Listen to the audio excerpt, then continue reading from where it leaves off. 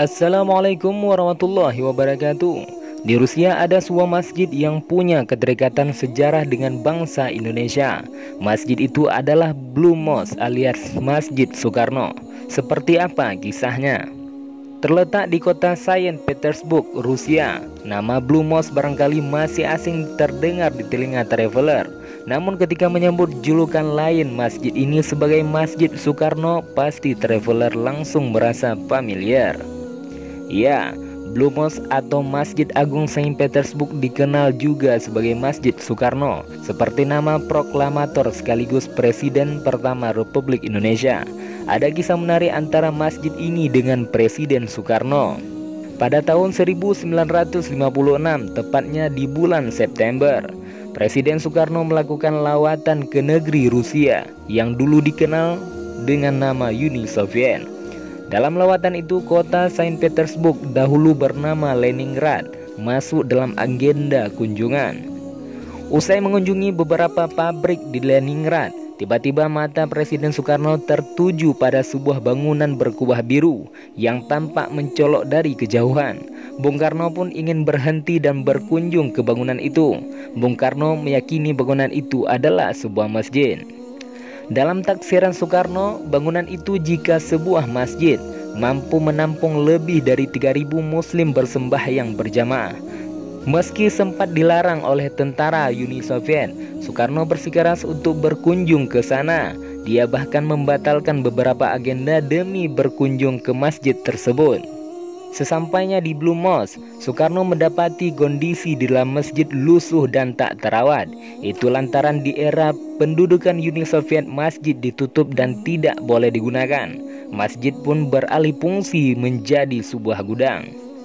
Bung Karno merasa sedih karena masjid secantik itu hanya berfungsi sebagai gudang. Akhirnya dia mengutarakan kesedihannya kepada pimpinan Uni Soviet kala itu, Nikita Khrushchev. Kepada Khrushchev, Bung Karno meminta agar masjid dikembalikan fungsinya sebagai tempat ibadah. Rusia yang saat itu sangat menghormati Soekarno akhirnya mengabulkan permintaan sang proklamator.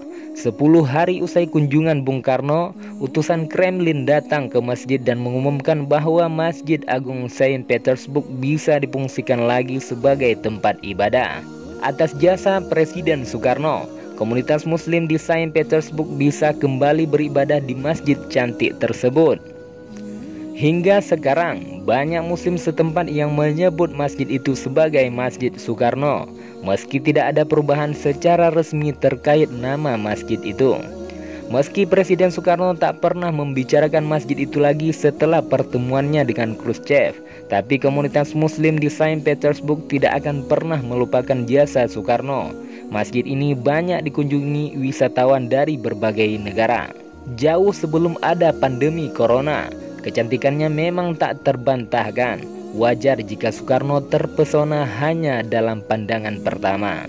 Masjid Saint Petersburg dihiasi dengan granit-granit berwarna biru hingga hijau toska yang sangat indah. Mayoritas granit-granit itu berbentuk mozaik, namun tersusun dengan sangat rapi.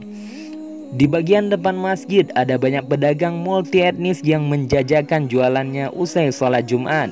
Mereka berjualan roti, peci hingga kurma. Mereka juga sangat ramah, setiap bertemu pasti akan saling bertegur sapa. Tak heran jika kecantikan masjid ini mengundang wisatawan dari berbagai negara untuk berkunjung ke sana. Kebanyakan dari mereka mengagumi arsitektur dan kecantikan masjid biru tersebut. Bagi traveler muslim yang hendak bertandang ke Masjid Soekarno, ada baiknya mengecek cuaca setempat terlebih dahulu, sebab saat musim gugur, sekalipun cuaca Rusia sudah sangat dingin, apalagi ketika musim dingin, cuaca di Rusia bisa mencapai minus 30 derajat Celcius. Kendala bahasa juga harus diantisipasi oleh traveler. Kebanyakan orang Rusia tidak bisa berbahasa Inggris, jadi siap-siap saja dengan Google Translate ataupun kamus ya.